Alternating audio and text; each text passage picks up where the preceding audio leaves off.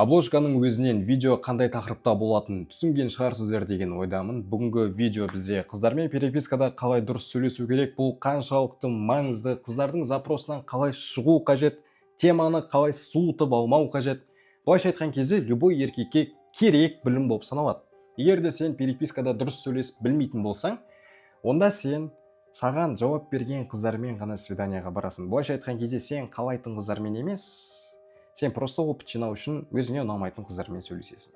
И даже сөйлескеннің өзінде өзіңе ұнайтын қызбен. Из-за того, что сенде особо білім жоқ, соның кесірінен сен тупняк істейсің. Тупняк істегеннің кесірінен сен либо қыздың ухажеры болып қаласың, либо запасной вариант болып қаласың, и свиданияға басқа жаққа кеткен ақшалардың барлығы құр босқа ауаға кетеді. Сенің ниетің жақсы болсын, жаман болсын. Сөйлесіп білу бұл өнер. И бүгінгі видео осы бойынша болады. Егер де сен дұрыс сөйлесіп білетін болсаң, онда сен қалаған қызыңмен қалаған дүниеңді ала алатын боласың. Ниетіңе байланысты. Егер де сен қазақ тілі контентінің дамығанын қалайтын болсаң, онда міндетті түрде лайк басып, подписка жасап кетіңіз, ал біз видеомызды бастайық. Барлығы осыдан 5 жыл бұрын басталған болатын. Мен өзімнің бывшайыммен айырылсам, ұзақ уақыт бойы жүрген мектеп кезінен бастап, сол кезде мен өзімнің көңіл күйімді көтеру үшін настроение болмай жүр. Потому что мен үйленемін деп ойлап жүргенмін, а біз айырылысып кеттік. Короче, отвлечься ету үшін мен басқа қыздармен сөйлесіп бастаймын. Сөйтіп басқа қыздарға жазам. Олар либо мен игнорировать етіп, мен олардың запросынан шыға алмаймын, либо даже жазғанның өзінде олар маған андай высокий тонмен сөйлеседі. Жоғарыдан төменге қарай. Андай өзім чорт сезінетін. И өзіме ұнайтын қыздарға жазуға қорқам. Жазғанның өзінде олар мені игнорға тығып тастайды. И жүріп атқан жігіттері болса оларға қараймын да, мен өзім жазғыратым. Жоза хуйня деп ше. Андай әдемі қыз мынандай жігітпен жүріп жүр ма деп ше, не түрі жоқ, не бойы жоқ, не ақшасы жоқ, бүйтіп көрініп тұрады ғой ақшасы бар адам. А вроде бы мен нормальный. Түрім особо бір ужас емес, бойым бір қатты кішкентай емес, бір тупой емеспін, білім алғам, ақшам бар. Неге қыздар маған қарамайды деп ойлайтын. И содан мен өзім салыстыратын. И салыстырғаннан кейін өзімнің самооценкам құлап жүретін. И соның кесірінен маған ойлар келетін. А бывшайым маған шанс беріп еді. Маған нормально қарайтын, нормально сөйлесетінбіз. Может, ол менің тағдырым. Мен оған обратно қосылу керекпін деп ойлайтын. Из-за того, что маған просто мен қалайтын, маған ұнайтын қыздар жауап жазбағаннан кейін. И бәлкім сіздерде де дәл солай. Бывшайыммен қосылғың келеді, чтобы сен просто андай өзіңді керек адам сияқты сезіну үшін. И осы ситуация менің өмірімде болып жатқан кезде мен өзімнің досыма айтуды жөн деп шештім. Ол кезде менің жылан досым болған. Қазір бәріміз үйленіп кеткенбіз. Ол жігіт тоже семьясы бар. Менің баламның крестный отеці, кіндік папасы былайша айтқан кезде. Сол жігітпен сол 5 жыл бұрын болып жатқан ситуация ғой. Осы ситуацияны айтып беремін. Ол братан пиздец болып жатыр деп ше. Неге жауап бермейді деп. И солай ол қанат телефон берші дейді. И менің телефонымды алады. Көретті, менің сөйлескен форматымды көретті, күледі. Сен мақсатың қандай деп айтады маған. Менің мақсатым сәл көңіл күйімді аудару басқа жаққа қарай. Если жақсы қыз болса жүріп кету дейді. Ол хорошо дейді. И солай маған айтады. Tinder деген приложениені скачать ет деп айтады. Скачать еткеннен кейін ол маған галереяңды аш дейді. Мен галереяны ашамын. Ол суреттерді таңдайды. осыларды Tinderға қой дейді. Описанияны жазады. Жазғаннан кейін қыздарға былай таңдап бастайды ғой қыздарды. Таңдап болғаннан кейін бір 30 минуттан кейін обратно лайктар келіп бастайды. И олармен сөйлесіп бастайды. Сөйлесу барысында мен ұяламын ғой, қорқам. Неге? Потому что ол доминация тонымен сөйлеседі қыздармен андай. Маған қыздар жоғарыдан төменге қарай сөйлесетін еді ғой. И ол солай қыздармен сөйлесіп бастайды. Мен вахуем, ебать, брат, жазбашы олай, мына текст жазбашы, мынаны битіп әкелші, мынаны битіп әкелші деп. Олар ренжіп қалады, черныйға тығып тастайды қазір деп. Прикол в том, что ешкім ренжіген жоқ, и ешкім бізді черныйға тыққан жоқ. Наоборот, мен жанданып кетті, өрт болып кетті ана Тиндердің іші. Бірнеше қызбен сөйлесіп жатырық. Ол кезде түн болған болатын. И сол кезде досым тұрады да айтады, "Что там, қаяқта қонамыз?" дейді. Мен тұрамын да, білмеймін деймін. Үйге баратын шығармыз дейді. Үйге барғың келіп тұрған жоқ, давай қыздардың үйінде қонайық дейді. Мен айтамын, менде ақша жоқ деймін. Ол да айтады, менде де жоқ дейді. Қыздарда бар ғой дейді. Мен тұрамын да, ебать деймін, қуасың ба деймін. Қалай біз таныспаған қыздың үйіне барып қонамыз? Вообще олар бізді кіргізбейді, біз танымайды ғой дейді. Ол тұрады да маған, уайымдамасай қанат, қазір көресің дейді. И дәл солай қыздармен сол доминация тонымен сөйлесіп бастайды, бүйт сөйт, короче, сен мынандайсың деп андай бір угрожающий тонымен сөйлесіп жатыр да, мен уайымдап отырмын ғой, еба не істеп жатсың деп, менің имиджімді құртып жатсың сен деп. И солай 30 минуттың ішінде 3 қыз келіседі ғой, 3 қыз квартираға шақырады бізді. Мен в ахуемін одан. И отырады да, Қанат, что там дейді. Мен тұрамын да, кеттік квартираға деймін. Ол тұрады да, қуасың ба дейді. Біз екеуміз ғой дейді. Тағы қыздар біреуден дейді. Давай подружкалар бар ма, жоқ па сұрап білейік дейді. Мен давай деймін. Ол тұрады да, подружкаларын сұрап бастайды. Досыңның түрін жібер, жігіттің түрін жібер, сол кезде мен подружканы жіберемін дейді. А менің досым тұрады да, нихуя дейді. Сен бірінші подружканың түрін жібер, келетін. Если ол ұнаса, онда мен өзімнің досымның түрін жіберемін дейді. Мен вообще уайымдап отырмын. Еба, қазір бар квартиралардан айырылып қалайын деп тұрып қой. Прикол в том, что соның ішіндегі екеуі подружкасын жібереді. И потом мен досымның түрін жіберемін. Прикол в том, что біреуі енді кетіп қалды. Екеуі болды. И ол тұрады да, досым, что там дейді. Екеуі де соска қыз тұр. Міне. Мен в ахуемін. Еба, не болып жатыр деп. И ол тұрады да, досым тұрады да айтады. Қарның ашыған жоқ па сенің дейді. Мен тұрамын да, ашыды деймін.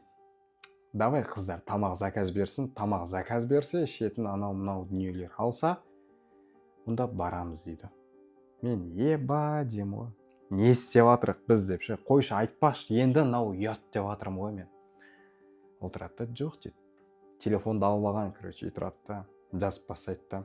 Бір қыз, мен үйге қазір ғана суши заказ бергем дейді. Үйде суши бар, мынау бар, холодильникте анау-мынау ішетін заттар бар, бізге суреттердің барлығын жібереді. Мен в ахуе отырмын. Үйге келе беріңдер деп тұр ғой, тамақ бар, анау бар, мынау бар, бәрі дайын тұр.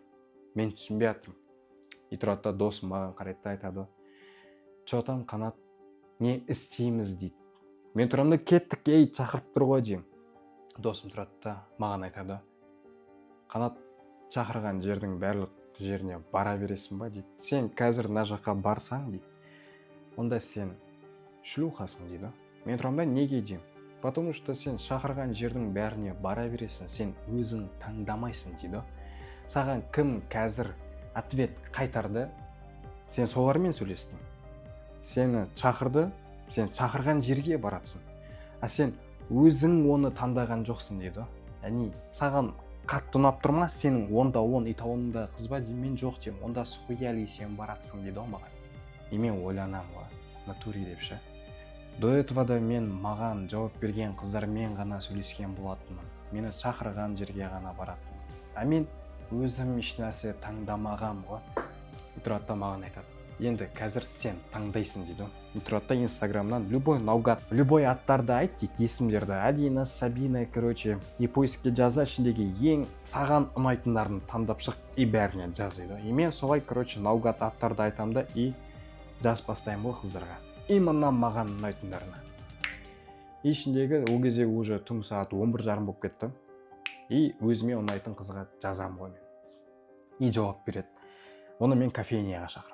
Бірақ бізде кофені төлейтін ақша жоқ не ше. Ол қыз тұрады, келеді, заказ береді, бүйтеді, сөйтеді, короче.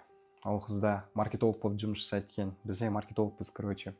Отырық әңгімені жіберіп жатырық, короче. Досым түсіндіріп қойған, мынандай тема қозғайсың деп. Мен чисто сол темаларды қозғап жатырмын. Жанып жатыр әңгіме. Досым тұрады да, енді жилой квартираға көндір дейді ол маған. Енді ренжімеңіздер, біз мына квартирадан басқа әңгіме айта алмай жатқанымызға. Біз кішкентай бала болдық. Ол кезде бізге қызық болатын ондай дүниелер. И солай ана қызға үй алып қорқып тұрып мен айтамын ғой. Бізде әңгіме күшті кетіп жатыр, мынау заведение уже жабылайын деп жатыр. Кеттік квартираға деймін. Бірақ бізде ақша жоқ деймін ғой еще. Ана қыз тұрады да, хорошо, сендермен весело дейді да. Екі ұл бір қыз отырық қой. Біз әлі кішкентаймыз еще. Енді 18-ге келген кездеріміз ғой. Ана қыз тұрады да, менде де ақша жоқ дейді. Счетты да мен жабам ба дейді қыз. Біз я дейміз ғой. Ана қыз тұрады да, хорошо дейді да. Телефонды алады да звондайды ғой. Оказывается, ол қыздың жігіті бар екен. А біз оны білмегенбіз. Тұрады да жігітіне звондайды. Жан, ты же знаешь, я хотел купить косметику, и мне не хватает на данный момент. Я хотел сейчас заказать и потом спать дейді. Сразу ұйықтайын дейді, короче. и тұрады да жігіт хорошо дейді да, қанша керек дейді, айтады, 40 мың саж береді. И тұрады да ана қыз, все жаным, рахмет, я тебе целую, спокойной ночи дейді да, телефон біздің көзімізше өшіріп тастайды, ақшаны бізге жібереді да. Біз в ахуеміз ғой, ебать, біз білмей қалдық қой, короче, оның жігіті бар екен.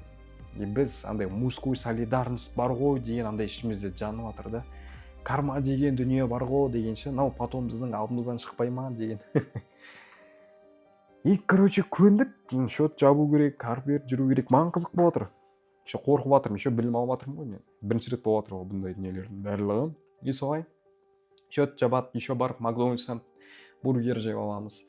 Потом квартираға барамыз. Мен дос балам бір қыз шақырып алады, короче. Не сөйтіп жатырық сол жақта. И мен ойланамын ғой сол. Не болды бүгін деп ше.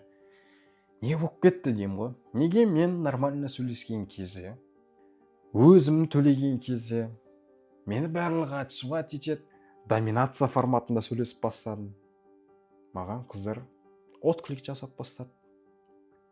И мен сол кезде түсініп бастадым қайтып сөйлесу керектігін. И содан бері қаншама жыл өтті, мен бұл білімді әртүрлі практикада қолданып көрдім. Бұл енді таза копирайтинг деп айтсам болады, себебі бұл таза психология деп айтсақ болады. Мен одан кейін ол білімді алғаннан кейін, түсінгеннен кейін, практикада бірнеше жыл қолданғаннан кейін, оған Макиавеллидің, Роберт Гриннің, Казанованың кітаптарындағы информацияларды қосып, әртүрлі заттарды қудыртып бастадым. И бұл менде андай бір қажалып, андай бір любой адам уже сөйлессе, любой қыз жауап беретіндей бір форматқа жетті деп айтсам болады мендегі білім. И сол біліммен мен сіздермен бөліскім келіп отыр.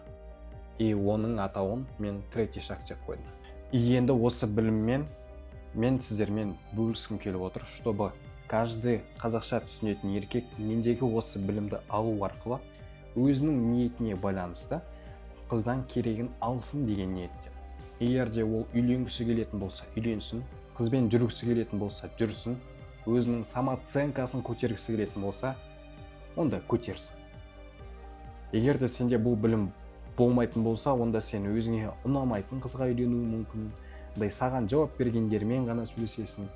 Ондай бір өзіңнің жүрегің тыныш болмайды да бәрібір. Бұл білімді алсаң, сен өміріңде кардинально барлығы ауысып кететініне мен гарантия бере аламын.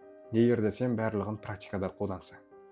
И бұл білімнің барлығы бүкіл еркекке доступны болсын деп бағасын бар жоғы 3100 теңге деп қойдым. Яғни 3100 теңге тұрады, бар жоғы төменде описаниеда көрсетілген, қайда төлем жасау керек, барлық информация бар. И қазір мен сіздерге бұл 3100 теңгеге мен сіздерге не түсіндіретінді барлығын түсіндіріп берейін. Тіркелем десеңіздер, уже описание бөліміне өтіп тіркеліп, альфа-самец болсаңыздар болады, и перепискада интересный әңгіме жасай алатын любой әйел адам қалайтын еркек болсаңыздар болады. Ал енді третий шаг курсында не бар екен сіздерге түсіндіріп берейін.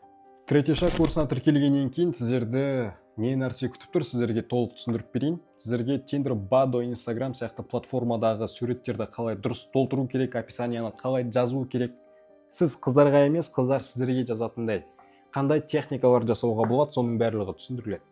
Сурет қою, киім таңдау вообще өте маңызды сабақтардың бірі болып саналады, себебі любой адам сіздің киіміңізге қарап, сіздің қандай адам екеніңізді сразу түсініп қояды. И сол себепті бұл сабақты жіберуге болмайды, и любой еркекте киімге байланысты білім болу қажет. Суретке түскенге байланысты да сіздерде обязательно білім болу қажет. Бұл ең маңызды пункттардың бірі болып саналады. Екінші сізге берілетін сабақ бұл переписка. Перепискада қыздармен қалай сөйлесу керек, чтобы әңгімені суытып алмас үшін. И келесі шақтарға қалай әкеліп отыру керек. Былайша айтқан кезде танысқаннан кейін келесі шақ, одан кейінгі шақ свиданиядан кейін әңгімені суытып алмау, жүріп кеткеннен кейін суытып алмау, үйленуге деген сияқты. Қалай айтып отыру керек, не істеп отыру керек, ұрыс ситуацияларында, кипиш ситуацияларында не істеу керек. Былайша айтқан кезде сіздерге шаблонный форматта ақпараттар жіберілетін болады. Сіздерге шаблонный форматты көрсету үшін мен сіздермен бірге өзім Tinder скачать ететін боламын. И сол жерде сіздерге конкретно көрсетемін. И конфиденциальность форматында сіздерге скриндарды жіберген кезде мен қыздардың түрлерін жауып қоятын боламын, чтобы сіздер былайша айтқан кезде конфиденциально болу үшін, ол біреудің сестренкасы былай болса әңгіме болмас үшін. Но бұл көрсетілу міндетті деп айта аламын, себебі әртүрлі ситуациялар болады. Допустим, сен былай жаздың, ол қыз былай жазды, ана қыз вообще басқаша жауап берді. Қалай реагировать ету керек, сіздерге соның барлығын разбор форматында түсіндіретін боламын. Надан кейін нені айту керек, надан кейін нені айту керек, мынаны жазғаннан кейін қыз қайтып жазады, сіздерге даже оны мен алдын ала айтып беріп отыра аламын. Потому что еркек адам бұндай білімдерді үйренгеннен кейін қызға не айтса да, одан кейін қыздан қандай реакция күту керектігін и не айтатынын біліп отырады. Сөйлесу как шахмат ойыны сияқты болғанын қаласаңыздар, онда бұл білім сізге арналады деп мен айта аламын.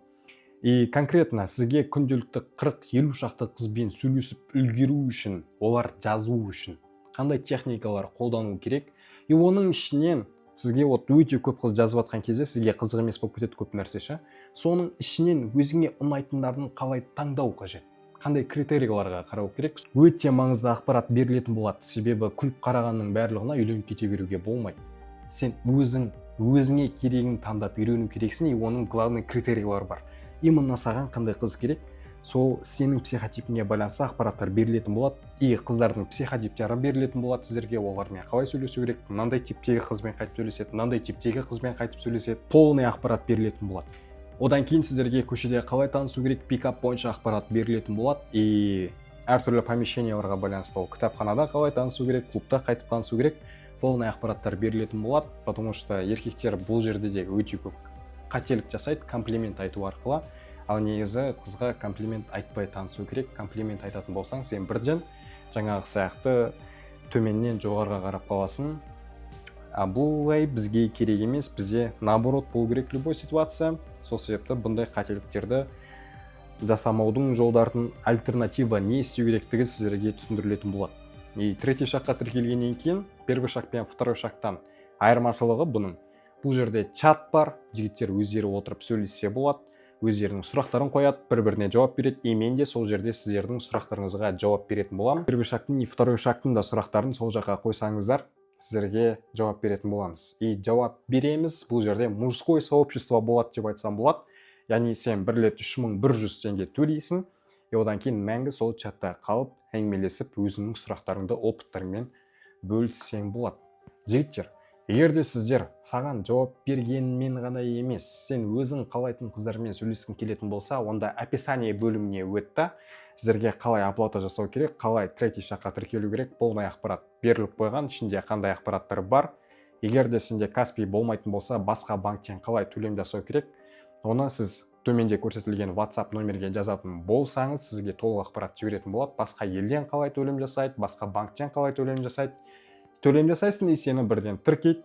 И сен өзіңнің ойыңды айта алатын, өзіңнің мнениеңді айта алатын еркек болып шығасың, и айтқаннан қорықпайтын, и айтқаннан кейін істеткізе алатын бастысы. Бұл жерде сіздерге манипуляция үйретіледі деп айтсам болады. Былайша айтқан кезде абьюз, тиранство үйретілмейді сіздерге. Бұл жерде сол дүниелердің барлығын жасырын форматта ешкім түсінбейтіндей қалай жасау керек, сол бойынша жасырын білім үйретілетін болады. Менің ойымша бұндай білімдер еш жерде үйретілмеген. Бұл енді Макиавеллиден и Роберт Грин закондарынан алынған ақпараттар деп айтсам болады.